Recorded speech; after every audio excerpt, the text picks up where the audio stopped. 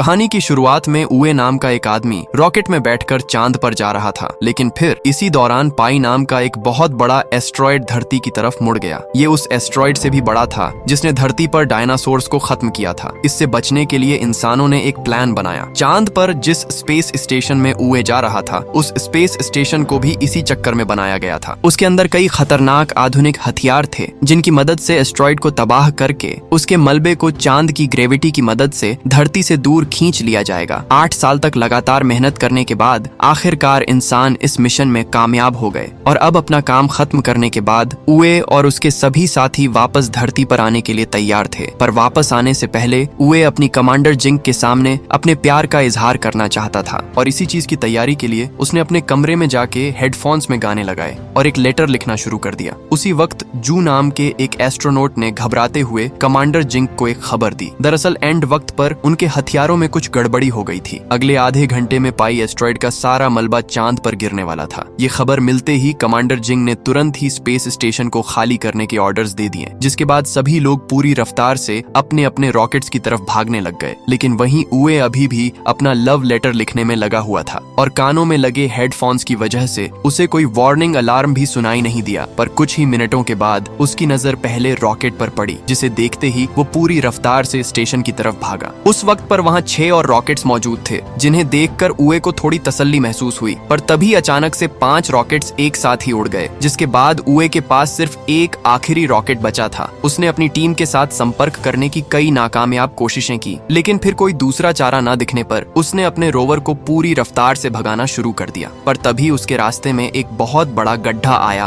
और उसका रोवर सीधा जाकर उस गड्ढे में गिर गया। जब तक वो उस गड्ढे से बाहर आ पाता, तब तक आखिरी रॉकेट भी उड़ गया और अब तक तो उस जगह पर एस्ट्रॉयड का मलबा गिरना शुरू हो गया था, जिससे बचने के लिए उए ने एक दूसरे गड्ढे में छुपने का सोचा। पर तभी मलबे का कुछ हिस्सा सीधा आकर उस गड्ढे में गिर गया, जिसके चलते उए थोड़ी देर के लिए बेहोश हो गया। पर जब उसे वापस होश आया तो उसका मानना था कि धरती से उसे ढूंढना ज्यादा मुश्किल नहीं होगा। पर तभी एक बहुत बड़ा एस्ट्रॉयड सीधा जाकर धरती से टकरा गया, जिस वजह से पूरी धरती तबाह हो गई। अगले 6 महीनों तक उए लगातार धरती से संपर्क करने की कोशिश में लगा रहा और अब भी कामयाबी ना मिलने पर उसने अपनी किस्मत को अपना लिया। खुशकिस्मती से उसके पास अपनी बची हुई जिंदगी बिताने के लिए खाना और पानी काफी मौजूद था। सभी शहीद हुए लोगों को श्रद्धांजलि देने के बाद उए ने अपनी सारी मनोकामनाएं पूरी करने का फैसला किया, जिसमें सबसे पहले नंबर पर कमांडर जिंक के कमरे में कुछ समय बिताना था। पर उसे जिंक के कमरे का पासवर्ड पता ही नहीं था और वहीं उसकी दूसरी ख्वाहिश थी चांद की सतह पर सर्फिंग करना। शुरुआत में तो वो बहुत बुरी तरह गिरता पड़ता रहा, पर कई दिनों तक लगातार कोशिश करने के बाद वो सर्फिंग करने में कामयाब हो गया। लेकिन अब भी उसे जिंक के कमरे का पासवर्ड नहीं मिला था और अब तो गुस्से में आकर उसने उस दरवाजे को ही उड़ा दिया, जिसके बाद उसने जिंक की एक तस्वीर के साथ डेट पर जाने का फैसला किया, जिस दौरान उससे गलती से जिंक के चेहरे के ऊपर केचप गिर गया और इसी मौके का फायदा उठाते हुए उसने जिंक की तस्वीर को किस कर लिया।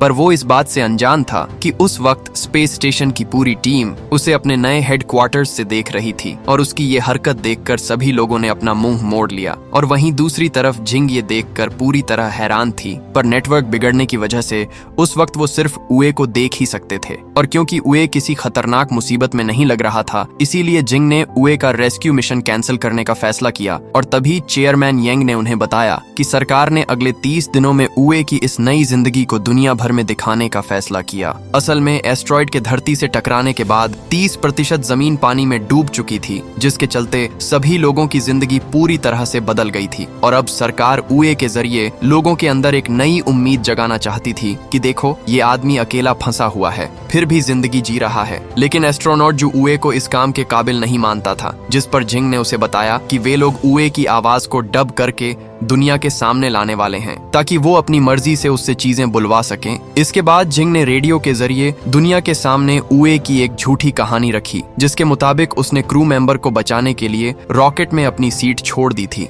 और साथ ही जिंग ने दुनिया को उए की नई जिंदगी के ब्रॉडकास्ट के बारे में भी बताया। उधर 196 दिन बीत जाने के बाद उए एक दिन अपनी एक दवाई लेने के लिए वेयर हाउस में गया और वहीं हेडक्वार्टर्स में उए की आवाज को डब करने के लिए फ्लूटिस्ट नाम के एक वॉइस ओवर आर्टिस्ट को बुलाया गया। पर उसे कोई भी स्क्रिप्ट नहीं दी गई और इस बार जब उए वेयर हाउस में पहुंचा तो उसकी नजर एक नई और अनजान चीज पर पड़ी, जिसे शुरुआत में उए ने एक लड़की समझा और उससे बातें करना शुरू कर दिया। पर जैसे ही वो उसके पास पहुंचा तो उसने देखा कि वो एक हट्टा कट्टा कंगारू था, और उसी समय पर जब लाइव स्ट्रीमिंग चालू की गई तो कैमरा सीधा उस कंगारू के चेहरे पर चला गया, और इधर सभी चीजों से अनजान फ्लूटिस्ट ने भी कंगारू के होठों के हिसाब से डबिंग करना शुरू कर दिया। जिंग ने फ्लूटिस्ट को रोकने की कोशिश की, पर तब तक बहुत ज्यादा हो चुकी थी और कई लोगों ने इस चीज को देख लिया था, और अपनी इसी गलती के चलते जिंग और जू को चेयरमैन के सामने पेश होना पड़ा, जहां उन्होंने बताया कि उनकी रिसर्च टीम कंग नाम के कंगारू को बेस स्टेशन पर ही छोड़ आई है, और वहीं दूसरी तरफ फ्लूटिस्ट कोई असली वॉइस ओवर आर्टिस्ट नहीं बल्कि सोशल मीडिया पर अलग अलग चीजों का वॉइस ओवर करने वाला एक इन्फ्लुएंसर था। और अपनी इस गलती के बाद जिंग ने फैसला किया कि वो लोग वीडियो की डबिंग करने की बजाय उसे एक कहानी की तरह सुनाएंगे। उधर स्पेसशिप में कंग को अपने पास बुलाने के लिए उए ने एक फीमेल कंगारू का रूप लिया, पर जैसे ही कंग को उसकी असलियत के बारे में पता चला तो उसने उए को पीटना शुरू कर दिया, जिसे देखकर फ्लूटिस्ट जोर जोर से हंसने लग गया। इसके बाद जिंग ने सारी गलती की जिम्मेदारी अपने सर ले ली, और तभी उसे एक और खबर मिली कि स्पेसशिप में कंग और उए के बीच एक फाइटिंग मैच होने वाला था। इसके बाद सभी लोग बड़े ही ध्यान से उस मैच को देखने में लग गए, पर तभी कंग ने अपनी ताकत दिखाते हुए उए को पीठ मार कर बेहोश कर दिया। उसकी इस हालत को देखकर जिंग ने उए से बात करने की कोशिश की, और जब होश आने पर उसने कम्युनिकेशन चैनल पर लाइंस देखी तो वो खुशी से रोने लग गया। किसी को सुन ना पाने के बावजूद भी उसे इस बात की खुशी थी कि धरती पर लोग जिंदा हैं। आपस में समझौता करने के बाद उन दोनों ने अपने रोवर में बैठकर एक टूटे हुए अपोलो 18 के पास जाने का फैसला किया, जिसके जरिए वे लूनस नाम के एक स्पेस स्टेशन जा सके। वहाँ शायद कोई पुराना स्पेसशिप मिल जाए जिससे वो धरती तक पहुंच सके। देखते ही देखते उए उस जगह पर पहुंच गया, और सौभाग्य से वहाँ एक बहुत पुराना स्पेसशिप था। इसे देखकर उए बहुत खुश हो गया, लेकिन स्पेसशिप का लूनस नाम का एक एआई डॉग था जो मूल रूप से स्पेसशिप संचालित करने वाले एआई असिस्टेंट के तौर पर काम करता था। इसीलिए वो अपने पास मौजूद डिवाइस के जरिए किसी तरह लूनस को ढूंढने की कोशिश कर रहा था। रॉकेट बहुत पुराना था, इसीलिए उसकी कई चीजें खराब हो चुकी थीं। उए तब कंग को लेकर किसी तरह स्पेसशिप को अपने बेस पर ले आता है और फिर उसे ठीक करने में जुट जाता है। वो सबसे पहले स्पेसशिप के उन हिस्सों को धीरे धीरे बदलने लगा जो टूट चुके थे, लेकिन स्पेसशिप की सबसे बड़ी समस्या उसका स्पेसक्राफ्ट था। किसी साधारण एस्ट्रोनॉट के लिए इसे ठीक करना आसान काम नहीं था, लेकिन उए ने यहाँ अपने तरह तरह के आइडियाज इस्तेमाल किए और किसी तरह स्पेसक्राफ्ट को भी ठीक कर लिया। ये सब चीजें जिंग और उसकी टीम देख रही थी। उए का ऐसा टैलेंट देखकर वे बिल्कुल हैरान रह गए। जिंग ने तुरंत उए की फाइल चेक की और उसे पता चला कि उए वास्तव में एक फ्लाइट इंजीनियर था, इसलिए उसे इन सब चीजों का बेसिक नॉलेज बहुत अच्छा था। इधर स्पेसशिप ठीक करते करते उए को एक बात पता चली कि स्पेसशिप बहुत पहले टूट जाने के कारण अब उसकी क्षमता सिर्फ 20 पाउंड की है, यानी इस स्पेसशिप से उए अकेला ही यात्रा कर पाएगा। वो कंग को अपने साथ नहीं ले जा पाएगा, इसीलिए वो कंग को अपनी गाड़ी में बिठाकर उससे थोड़ा दूर छोड़ आता है। लेकिन जैसे ही वो वापस आ रहा था तभी पीछे से कंग फिर उसके साथ आकर बैठ गया, यानी कंग उसे किसी भी तरह अकेला नहीं छोड़ रहा था। इसलिए अब उए को कोई ना कोई रास्ता निकालना होगा जिससे स्पेसशिप की क्षमता बढ़ाई जा सके। तभी उसके दिमाग में एक आइडिया आया। उसे चांद पर मौजूद एक हथियार की याद आ गई जिसे वो स्पेसशिप के प्रोटोटाइप इंजन के रूप में इस्तेमाल कर सकता था। उसमें भारी मात्रा में न्यूक्लियर था, इसलिए उस हथियार को लाना बहुत ज्यादा जोखिम भरा था क्योंकि किसी भी समय धमाका हो सकता था। इसलिए उए कंग को वहीं छोड़कर अकेले ही उस हथियार को लाने जाना चाहता था, लेकिन इस जोखिम को समझने के बाद भी कंग उसका साथ देना चाहता था। इसलिए अब वे दोनों मिलकर उस हथियार को लाने के लिए निकल पड़ते हैं। दूसरी ओर जिंग एस्ट्रोनॉट जू से जानना चाहती थी कि उए जो काम करना चाहता है क्या वो सफल होगा। एस्ट्रोनॉट जू ने उसे बताया कि उए की योजना बिल्कुल सही है, लेकिन उस हथियार को सूर्यास्त से पहले ही ले आना होगा, वरना बाद में वो उसे नहीं ला पाएगा, क्योंकि वो जिस गाड़ी का इस्तेमाल कर रहा है वो सिर्फ सूरज की रोशनी के कारण ही चल रही है। इसके बाद उन्होंने रिसर्च की और जाना कि चांद का एक दिन धरती के 14 दिनों के बराबर है, यानी पृथ्वी पर जहाँ पहुँचने में एक दिन लगता है वहाँ चांद पर लगभग 14 दिन लगेंगे। इसका मतलब है कि अगर एक बार सूरज डूब गया और दोनों अपने बेस पर नहीं पहुँच पाए तो उसे लगभग 14 दिनों तक एक ही जगह पर फंसे रहना पड़ेगा, यानी जब तक सूरज फिर से नहीं उगता तब तक उसे वहीं रहना होगा। ये जानकर वे सब बहुत चिंतित हो गए क्योंकि वो प्रोटोटाइप हथियार बहुत दूर था। हालांकि जब उए कुछ रास्ता पार कर लेता है तभी सूरज डूबने लगता है, लेकिन यहाँ एक हैरान कर देने वाली घटना होती है। दिखाया जाता है कि उए यहाँ से उल्टी दिशा में जाने लगा है, यानी सूरज जिस तरफ जा रहा है उए भी उसी तरफ जा रहा है। उए की ऐसी हरकत देखकर झिंग समझ जाती है कि उए वास्तव में सूरज का पीछा करते हुए ही उस प्रोटोटाइप के साथ अपने बेस पर पहुंचेगा, और अगर वो ऐसा करता है तो उसके हाथ में लगभग 41 दिनों का समय होगा, यानी उसे अब लगातार 41 दिनों तक गाड़ी चलाकर वो प्रोटोटाइप लाना होगा। शुरुआत में तो उए और कंग मजे करते हुए रास्ते पार कर रहे थे, और रास्ते में वे दोनों कुछ कुछ घंटों का विश्राम भी ले रहे थे। इस तरह करते हुए लगातार काफी दिन बीत गए, लेकिन लगातार गाड़ी चलाने के कारण उए अब बहुत थक चुका था। इसीलिए उए और कंग ने खुद को एक रस्सी से बांध लिया था, ताकि अगर उए सो जाए तो कंग उसे जगा सके। इस तरह लगातार कई दिनों तक गाड़ी चलाने के बाद वे किसी तरह उस प्रोटोटाइप इंजन तक पहुंच गए। वहां पहुंचने पर जब उए सब कुछ चेक कर रहा था तो कंग एक बटन के सामने जाकर बार बार उसे दबा रहा था। सौभाग्य से वो इंजन चेक करने वाला बटन था, इसलिए वे एक बहुत बड़ी मुसीबत से बच गए। इसके बाद उए को गुस्सा आ गया और उसने कंग को वहां के एक कमरे में बंद कर दिया, क्योंकि वो किसी भी समय कोई बड़ी मुसीबत पैदा कर सकता था। अब उए उस प्रोटोटाइप इंजन को ले लेता है और उसकी गाड़ी के पीछे वो कमरा लगा हुआ था जिसमें कंग था। रास्ते उबड़ खाबड़ होने के कारण गाड़ी का वो हिस्सा अलग हो गया जिसके अंदर कंग था। जब तक उए को इस बात का एहसास हुआ तब तक बहुत देर हो चुकी थी। उए बहुत दूर आ चुका था, और अगर वो अब वापस कंग को लेने जाता तो किसी भी पल सूरज की रोशनी उसकी पहुंच से बाहर हो सकती थी। इसीलिए वो सब कुछ भूलकर आगे बढ़ने का फैसला करता है, और वो काफी दूर निकल भी आता है। लेकिन उसे कंग की बहुत याद आ रही थी, क्योंकि जानवर होने के बावजूद कंग की भी तो जान है। इसलिए उसने अपनी परवाह किए बिना तुरंत गाड़ी घुमा ली। पृथ्वी के लोग ये सब देख रहे थे, और कंग के प्रति उए की ऐसी उदारता देखकर वे बहुत भावुक हो गए। काफी रास्ता तय करने के बाद उए कंग के पास पहुंच गया। दूसरी ओर झिंग और उसकी टीम रिसर्च करके समझ गई थी कि उए और कंग अब समय रहते बेस तक नहीं पहुंच पाएंगे। इसलिए झिंग अपनी टीम से लूनस नाम के उस एआई असिस्टेंट को जल्द से जल्द ढूंढने के लिए कहती है, क्योंकि उसकी बैटरी के जरिए उए बेस तक पहुंच सकता था। इधर हम उए और कंग को देखते हैं, जो कि लगातार इतनी देर तक गाड़ी चलाने के कारण वे दोनों बहुत थक चुके थे। वे दोनों साथ जागने की कोशिश कर रहे थे, लेकिन थोड़ी देर बाद सूरज डूब गया। उनके पास अब सिर्फ 5 घंटे का बैकअप बैटरी बची थी, लेकिन इन 5 घंटों में किसी भी तरह बेस तक पहुंचना संभव नहीं था। दूसरी ओर हम लूनस को देखते हैं। जिंग ने अपने स्पेस स्टेशन से लूनस को एक्टिव कर दिया था, इसलिए लूनस अब उए को ढूंढ रहा था। लेकिन लूनस का पावर सेविंग मोड एक्टिव था, जिसके कारण कुछ दूर जाने के बाद ही उसकी पावर खत्म हो गई और लूनस एक बहुत गहरे गड्ढे में जा गिरा, जिसे देखकर पृथ्वी के सभी लोग बहुत निराश हो गए। इधर सूरज डूबने के कारण ठंड से उए और कंग जम रहे थे, जिसकी वजह से वे गाड़ी भी ठीक से नहीं चला पा रहे थे। इसलिए वे दोनों बाहर आकर बैठ गए। उनके पास अब सिर्फ 3 घंटे की ऑक्सीजन बची थी। उए कंग से बातें करते हुए उसका ध्यान भटकाने की कोशिश कर रहा था, ताकि ठंड का एहसास थोड़ा कम हो। लेकिन थोड़ी देर बाद उए देखता है कि कंग वहां किसी रिफ्लेक्शन का पीछा कर रहा है। ये देखकर उए के दिमाग में एक बहुत अच्छा आइडिया आता है। वो बिना समय बर्बाद किए अपनी गाड़ी के बगल का एक दरवाजा तोड़ देता है, जो बिल्कुल सपाट था। वो असल में इसका इस्तेमाल एक स्केटर की तरह करेगा। उए अब कंग को एक रस्सी की मदद से उस दरवाजे से बांध देता है। इसके बाद वो एक रिफ्लेक्शन बनाता है और उसे कंग के सामने डाल देता है। अब कंग उस रिफ्लेक्शन का पीछा करते हुए उसी दिशा में भागने लगता है। कंग इतनी तेजी से दौड़ रहा था कि उसकी रफ्तार गाड़ी से कई गुना ज्यादा थी, जिससे वे कुछ ही पलों में मीलों का रास्ता तय कर लेते हैं। लेकिन काफी आगे जाने के बाद वे एक ऐसी जगह पहुंचते हैं जहां एक बहुत बड़ा गड्ढा था, और इस गड्ढे को पार करना कंग के लिए संभव नहीं था। हालांकि उए के पास एक और प्लान था। उसके पास 2 गैस टैंक थे, इसीलिए उए बिना डरे कंग से गड्ढे में कूदने को कहता है। जैसे ही कंग कूदता है, उए अपने गैस टैंक खोल देता है, जिससे उस गैस के प्रेशर से वे सुपरमैन की तरह हवा में उड़ते हुए गड्ढा पार कर जाते हैं। पृथ्वी के लोग उए की इस सफलता का जश्न मनाने लगते हैं। सब लोग उसकी इस बुद्धि और बहादुरी से बहुत खुश थे,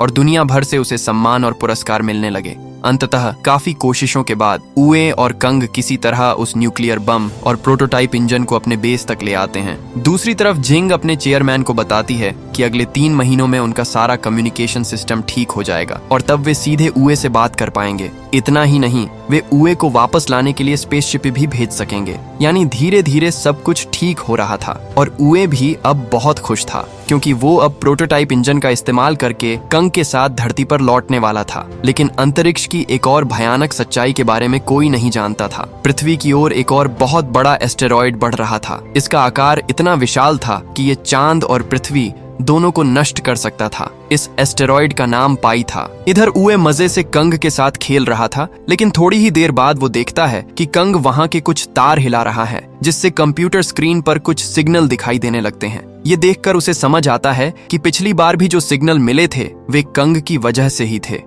ये एहसास होते ही उए का मन बहुत उदास हो जाता है और उसे फिर से लगने लगता है कि धरती पर शायद अब कोई जीवित नहीं बचा है। दूसरी तरफ झिंग और उसकी टीम ने अब पूरे जोर शोर से काम करना शुरू कर दिया था ताकि कम्युनिकेशन लाइन जितनी जल्दी हो सके ठीक हो जाए। इधर उए काफी डिप्रेशन में आ गया था, इसलिए उसने कंग के लिए वहां एक कगारू की मूर्ति बनाई और कंग को बेस के अंदर छोड़कर वो बाहर आ गया। उए असल में सुसाइड करने का फैसला ले चुका था, लेकिन जब झिंग को इस बात का पता चला तो उसने स्ट्रीम के जरिए दुनिया के तमाम लोगों से गुजारिश की कि वे जहां भी हैं सब अपनी फ्लैश लाइट ऑन करें और उसे चांद की तरफ जलाए, ताकि किसी तरह उए को पता चल सके कि धरती पर अभी भी लोग जीवित हैं। जैसे ही उए आत्महत्या करने के लिए अपना सूट उतारने वाला था, उसे धरती के अलग अलग हिस्सों से आती रोशनी दिखाई दी। इससे वो समझ गया कि धरती पर लोग अभी भी बचे हुए हैं। उए खुशी के मारे रोते हुए वहां घुटनों के बल बैठ गया और उसके अंदर फिर से आत्मविश्वास लौट आया। वो पूरे जोर शोर से कम्युनिकेशन लाइन ठीक करने में जुट गया